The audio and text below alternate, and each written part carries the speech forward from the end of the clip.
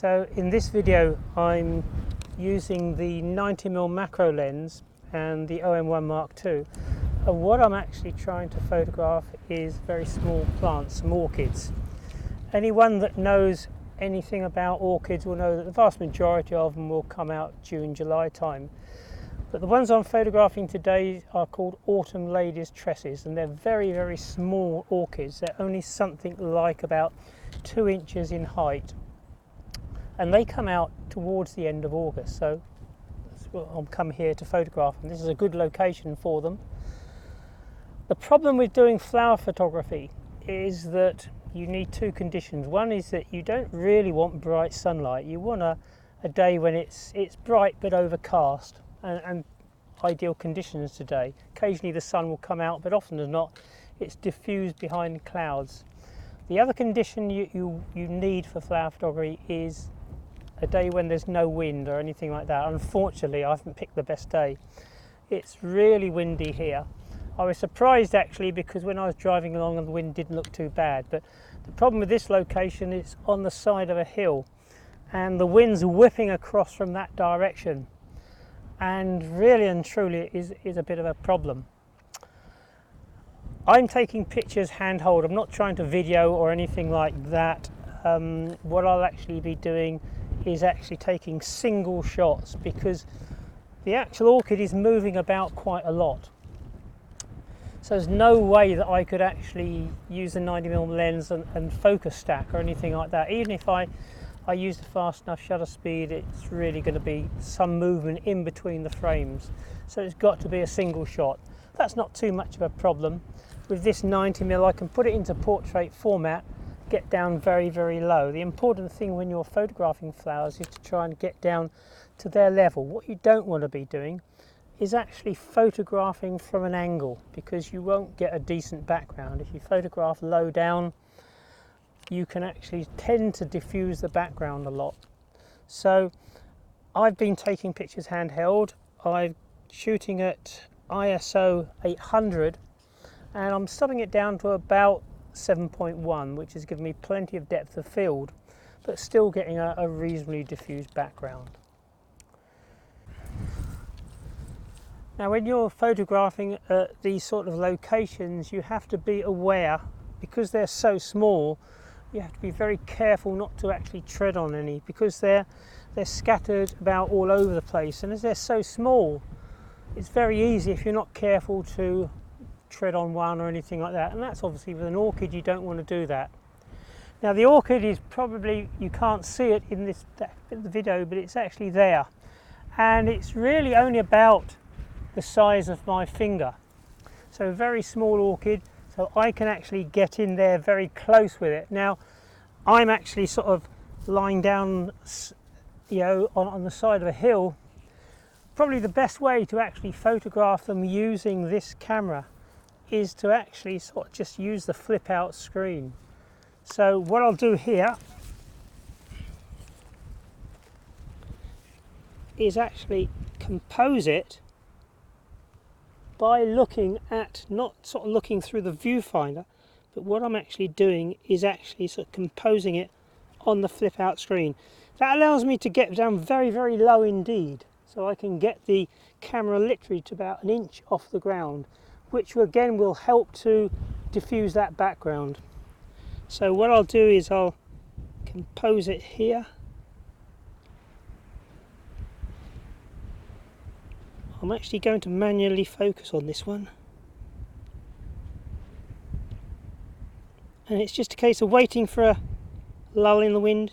There, took that one, but it's not a situation where I can actually photo stack. The actual orchid is moving about far too much, but hopefully I should get some nice images, and I'll show you those in the next part of the video. So here you can see how small the orchid is by putting my finger next to it. It's literally only about 2 inches tall, but I can actually get really good shots there. And just wait. Although it's windy, you will find there occasionally there'll be lulls in the wind where it actually is more stationary than it is at the moment. At the moment it's swaying about like anything, but if you wait long enough, eventually there will be a slight lull in the actual wind where it doesn't move quite so much. That's when you take your pictures. Let's just take that little bit of grass out there.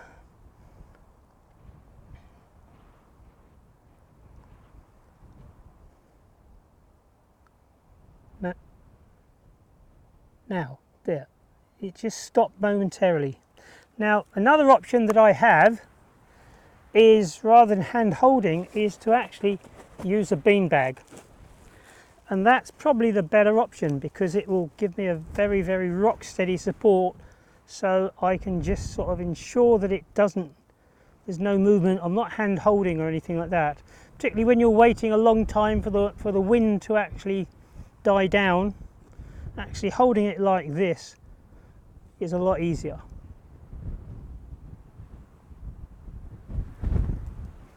Certainly on a day like this, there's no point in even trying to do focus stacking. On a day when there's not the wind, I would actually try shooting at the widest aperture and focus stacking 2 or 3 frames to, it's quite a narrow depth of field you've got to get there. But in this sort of situation, you'd have movement in between the images, so I won't even bother. That looks quite nice. Certainly on a day like this where it's quite windy, I wouldn't even attempt to photograph a taller plant because it'd be swaying about far too much. Although this is moving slightly, I can still, with a fast enough shutter speed, stop the movement and get a nice shot there. So I'll take a few more pictures and then I'll wander around and find a different one.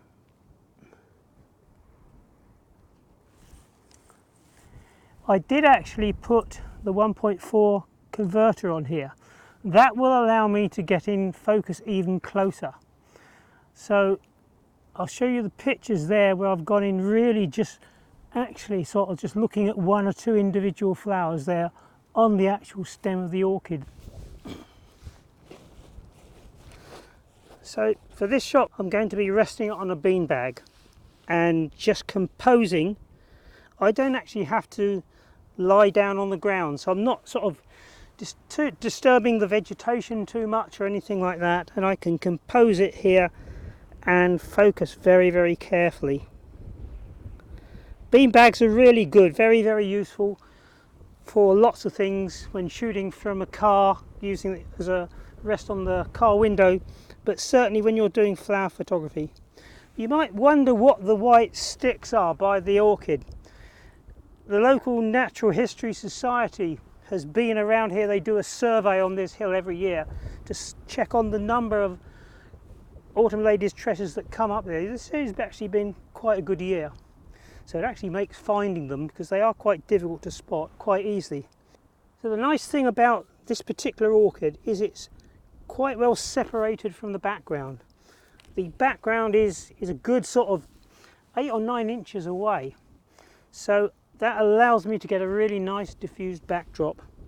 So I'll take a few more pictures and then I think I'll pack it up for the day.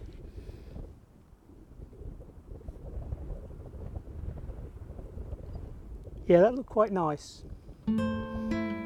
So in conclusion, I hope this video shows that focus stacking only works when there is little or no subject movement.